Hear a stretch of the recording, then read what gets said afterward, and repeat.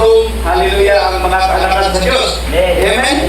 Kaya ini mga kaigsunan, panagiusap ini, usa lang kita diha sa lawas, apan managkalahi-lahi ang ato ang mga ginbuhaton diha sa lawas, maingon man usab mga kaigsunan nga aduna kita yung mga pagsabot ang tagsa-tagsa, may tagsa-tagsa kapahiluna ang mga matag may buhaton diha sa iglesia, no? Apan sa gikayon mo na ang kaningang mga ginbuhaton, hallelujah, diha sa kalawas. Ang parte sa tiil, mubuhat sa iyahang mga buluhaton, hallelujah. Mubasa ko scripture mga kaigsunan diri sa Mateo, hallelujah. Mateo 27:50. O si Jesus misingit pag-usap sa mga kusog na tingog o nagtukyan sa iyang espiritu. Hallelujah. Yan ang mga kaigsunan. Hallelujah. Gitubos kita ni Kristo dito sa cross of Calvary mga kaigsunan. Hallelujah. O kanya karon ang tapil sa templo na pinas gikan sa ibabaw hangtod sa cross o ang yuta na uyog ug nangabuak ang batong nag-ilis. Baka na mga kaigsunan no, nga gitudukan ni Ginoong Kristo. Hallelujah, makapaglingkod ng mga kaigsunan. Hallelujah. Bato ko sa mensahe mga kaigsunan, diri sa tatibon mga kaigsunan, kami yung pagkag-isip sa tabil mga kaigsunan. Hallelujah. Kaya ito kung musunod ang sikinsa man na tao luyo ni atong tabil, diha-diha mamatay siya. Amen? Hallelujah.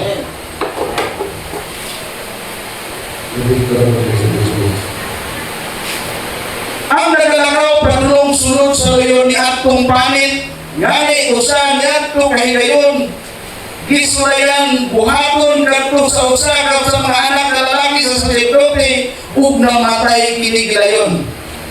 Ayaw mo pag-atto sunod sa luyo niya ang tabil. Ang tao na nagalakaw sunod sa luyo, nganunan, wala pa'y katubsanan diha kaniadto. Potensyal pa lamang kato o ang bisan unsang potensyal, dili pa mao ang tinuod na butang. Potensyal pamandang ang katubsanan, natabunan lang ang sala, wala natangtang. Hallelujah. Ang buto ipasabot, wala pa napasaylo. Ang pulong na napasaylo, mao'y pagpulag o pagtangtang o busa, dili ka ito mahimong buhaton sa dugo. Sa mga karnero o mga kanding, mao na natago si Jehovah sunod sa luyo sa usa ka tabil, karon dito sa luyo ni atong tabil kung diin siya natago. Ang sikin sa mga pasunod dito, magbuikod siyang patay. Ang sikin sa mga musulay sa pagsunod dito. Hallelujah. Mao ka lang mga kaigsunan nga ang pagduol sa presensya sa Diyos kaya atong mga kaigsunan, kamatayon kada mga kaigsunan. Apan sa karon nga panahon mga kaigsunan, ang pagpahilayo sa iyang pulong mao'y kamatayon. Hallelujah. Mao ka lang mga kaigsunan na kung unsa man mga kaigsunan, diatong panahon na si Kristo mga kaigsunan nagapitay dito sa cross sa Kalbaryo mga kaigsunan og bituaw. Hallelujah. O diha niya ng puntuhan mga kaigsunan, niabot ang katapusan mga kaigsunan, dili na katong potensyal mga kaigsunan, may katungsanan na ang matag kaanakan sa Diyos mga kaigsunan. Hallelujah. Palagpakan na itong mga kaigsunan. Hallelujah. Glory to God mga kaigsunan. Hallelujah. Nahibalo ka mo sa daang tugon, pagsunod sa luyo niya ng panit, mao'y kamatayon.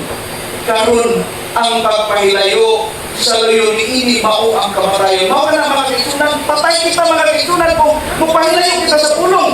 Mao kini ang pulong o ang presensya sa Dios sa karon na panahon mga kaigsunan. Hallelujah. Apan sa pagkabanhaw ni Ginoong Jesucristo mga kaigsunan, isugod siya sa iyang mga apostoles na panglakaw kamo o magpanudlo kamo sa mga nasod. Hallelujah. Apan wala sila mo wala sila mutuman sa maong ginbuhaton mga kaigsunan kay dili pa kumpleto ang dugo mga kaigsunan di ka saan pala naiga padala mo.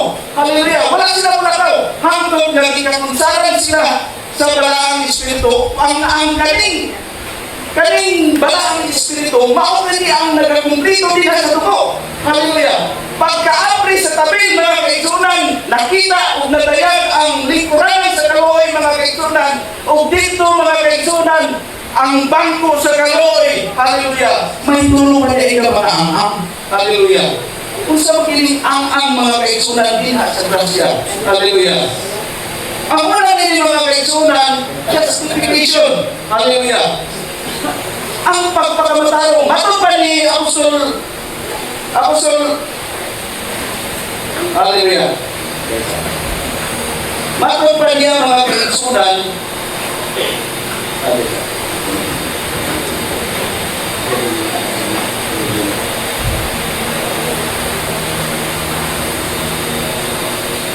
Hallelujah. Talang tadi mga kaigsunan. Maka na mga kaigsunan, na ang pagsunod sa luyon hindi mautabil mga kaigsunan, kamatayon. Ang pagsunod sa luyo. Kaya ang presensya sa Ginoo kaniadto mga kaigsunan, naanatakot din sa luyo. Na ginahangat mga kaigsunan, ang katong kilat mao'y nigisik mga kaigsunan niya ito kay ulinong-linong ng mga kaigsunan ka ng tapil dili na mabuhat. Hallelujah. Kung dili ang kilat yun ang gagahong sa Diyos binigas niya ito mga kaigsunan. Hallelujah. Mao na lang mga kaigsunan nga nagpikas niya itong maong tabil mga kaigsunan o nagbukas sa grasya hindi sa kanatong mga hintil mga kaigsunan. Matupad niya po sa Pablo mga kaigsunan kay dili naman ninyo dawaton. Hallelujah. Dili man ninyo dawaton ang grasya o itawag sila hangtod sa mga ganahan. Kamu manunta, matod pa kamu manunta ang gikatagan-an ni grasya mga kaigsunan. Apan mga tuhinon kami sa mga hintil mga kaigsunan. Ang Hudiyo ni mo'y giandaman ni matupad ni Kristo. Matupad niya dito sa babae dili kinaiya sa amahan. Hallelujah. Na ang giandam na pagkaon anak sa mga anak igang sa libay nato sa mga iyo. Iro ang iyang pagtawag sa hintil mga kaigsunan. Apan hallelujah. Apan kanato mga kaigsunan karon sa diha na buksan na mga kaigsunan tungod kay ilang bisan likway ang pulong mga kaigsunan kaniadto. Hallelujah. Mao kana mga kaigsunan. So diha sa unang mga ang mga kaigsunan sa grasya mga kaigsunan kay nabuksan naman kini ang grasya sa diha napikas ang tabil mga kaigsunan. Justification ang una diha mga kaigsunan. Hallelujah. Nga gikasulti ni Apostol Pedro mga kaigsunan. Hallelujah.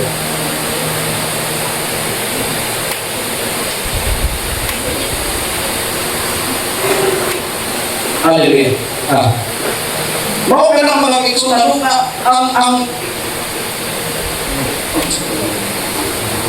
ang pagpakamatarong mga kaigsunan o pabautismo ang mupabautismo pagtuo o bautismo mga kaigsunan. So dinha mga kaigsunan na-apply ang guro mga kaigsunan. Hallelujah. Mao ka lang mga kaigsunan na alam niya itong may mga bahing mga kaigsunan dinha sa programa sa Diyos mga kaigsunan ni atong mga tao mga kaigsunan na sa wala ka matukod ang kalibutan mga kaigsunan by His for knowledge mga kaigsunan butang ka po sa Diyos, isok sa diya na gipanganan mo. Hallelujah. Mao ka na mga kaigsunan, gibutang ka po maong binhi sa Diyos. Hallelujah. Dinhi ka na po mga kaigsunan. At then at that time mga kaigsunan nga natalupagdan mo ang pulong. Hallelujah. Then, hallelujah. Mao ka po ang kinahanglan-ulan din mga kaigsunan na matod pa din sa kasulatan matod sa malalang ng mga kaigsunan.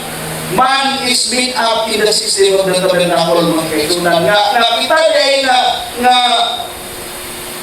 mga bahin o mga binhi mga kaigsunan sama kita sa upat ka bahay din sa tabernakulo mga kaigsunan. Holy place, outer court, holy place, and holy of holies mga kaigsunan. And then ang pinaka-importante din sa tanang mga kaigsunan, which is the Shekinah glory. Hallelujah. Mausap ka na, hindi ka na ako mga kaigsunan. Ang ikaupat ka bahay, mao ka na ang binhi mga kaigsunan. Hallelujah. Mao ka na giingon din na Shekinah glory will take over the control tower. Hallelujah. Mao ka na mga kaigsunan, Shekinah glory will take over the control tower. Mao ka na, unsa mo ka nang ginayon na Shekinah glory will take over the control tower. Mao ka na ang binhi. Hallelujah. Kani ato ang worldly soul. Mao kini ang mapatay mga kaigsunan. Hallelujah. And then mo-operate ang binhi mga kaigsunan ng ikat sa Diyos. Marang ningon si Brother Branham, to begin with, dili ko anak ni mama nako, ni papa nako. Hallelujah. Asa man pinakapunto ka dili kita matawag na anak ni mama nako, ni papa nako. Hallelujah. Tungod kay tuwa na kita sa panguna sa Diyos, sa diyang anak ka, ibutaran ka, binhi sa Diyos mga kaigsunan. Hallelujah. Kaya kung kanilang mga kaigsunan, ang kanilang nakinabuhian, mga kanag-iwan sa ulo rito, kung piling kinabuhian, may paglaong kita. Kaya kinabuhian ba? Kung piling kinabuhian, may paglaong kita, kita ang pinakamatululoy. Basta sa 1 Corinthians 15:19.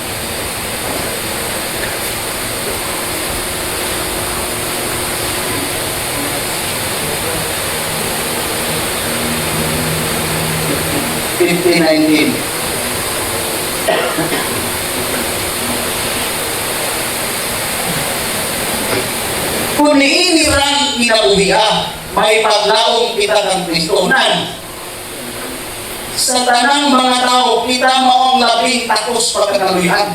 No, kung niinirang kinabuhiya, mga Kristonan, doon na naglaong kita mga kaigsunan. Hallelujah, kita ang pinakamatululuin na tao. Tibo kalibutan mga kaigsunan. Hallelujah. No? Tanaw, basa na ito sa balikan natin itong dating Moses.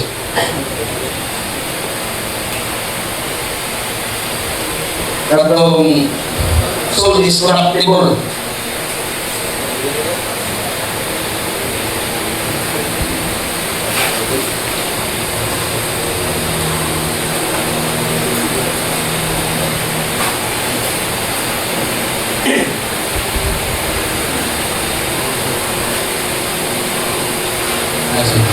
And we are all born in sin and shaped in iniquity. There is not a sound of parcel of us. Our mind, our body, our soul is corruptible. Our constant thinking is evil. Every imaginary thoughts of a man's mind is evil. Sinner, and also that our body is weak. Our spirit is no good. And we're just full of corruption. And how could one corruptible thing bring another good thing out of the corruptible? Let me see this. That in Job 14 chapter, he said, seeing that a man is born of a woman is full of sorrow and trouble. Yes, yet he committed forth like a flower, he faded away.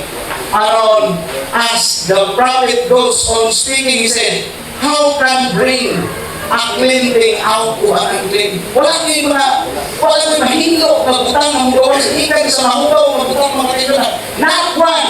You stick your bucket down. Kaling mo ang hambok, mga kailangan, no? Bucket.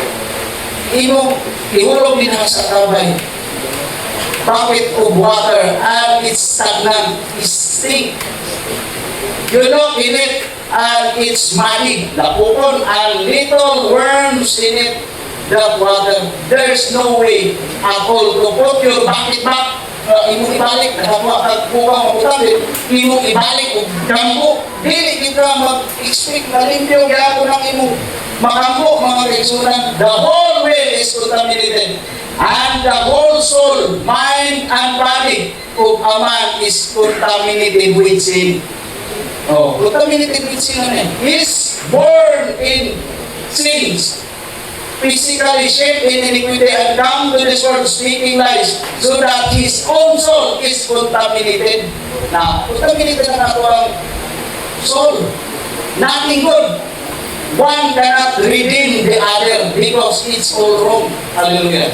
And you can take a bucket full of water, here that contaminated, and another bucket full that's contaminated, and mix them together, and you've got contamination. There's no purification of it.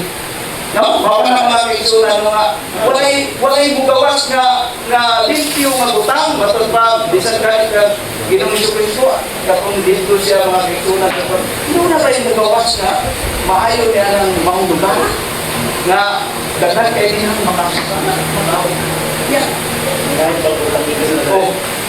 ikan sa lasal maayo ng butang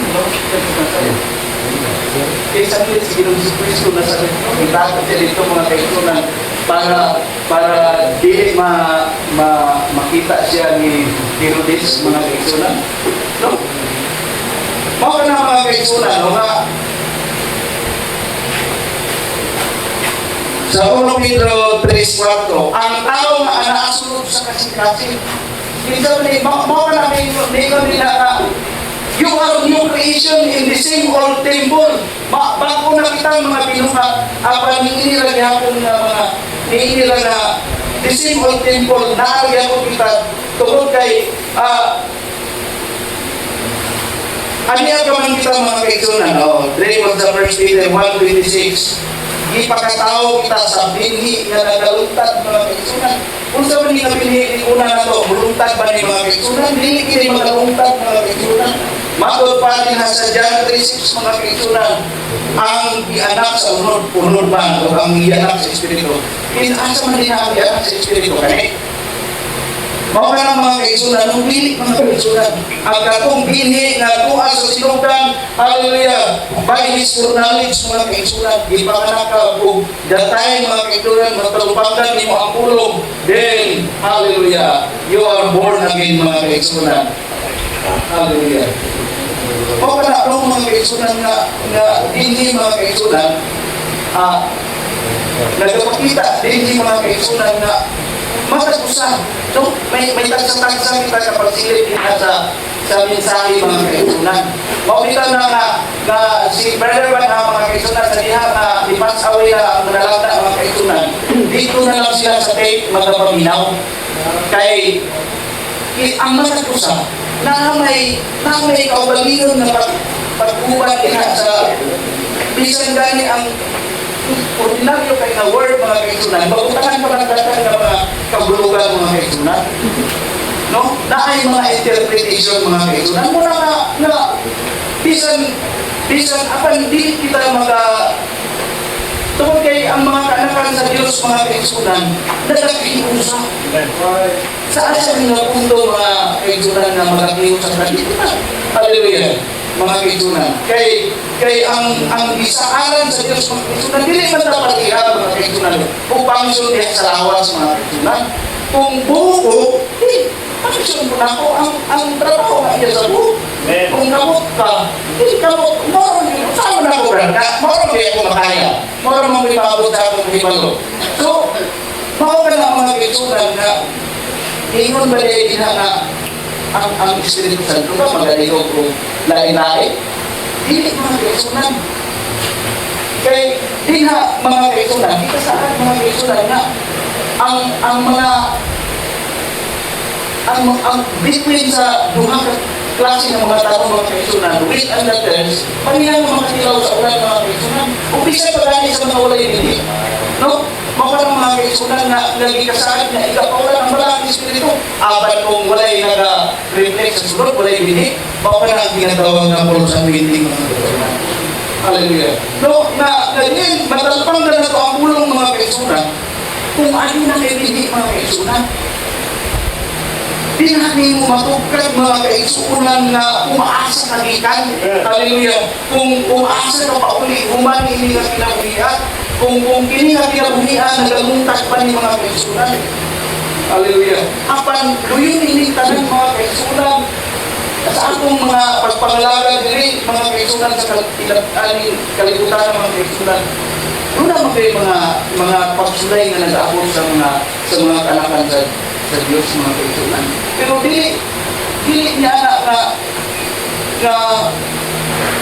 nag-aabot ang mga pagsulay mga kaigsunan. Di, kung saan nato pagbalik sa pulong mga kaigsunan, tungkol kay siya may angkor mga kaigsunan. Di na kita magpapabalik sa pulong mga kaigsunan kung kita may mga bakit, kung mga binigit kita sa Diyos mga kaigsunan.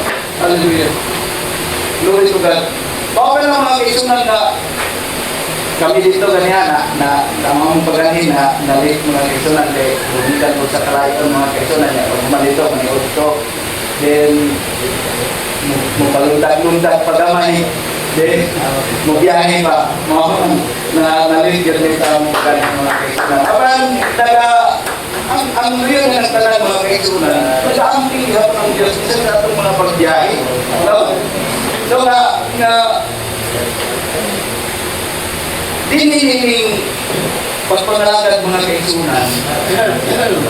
Ano yan ang makikita mga kaigsunan sa dinining nagpapaabot mga kaigsunan na sanglit nakita nato ang kapanahunan mga kaigsunan na nagkakaanap-anap na o pahubad mga kaigsunan. Kung makita ninyo ni nga mga kakitabo, ana-ana siya sa mga ganghaan, mga kaigsunan. Palagpakan nato ang ilaw mga kaigsunan. Amen po po mga kaigsunan.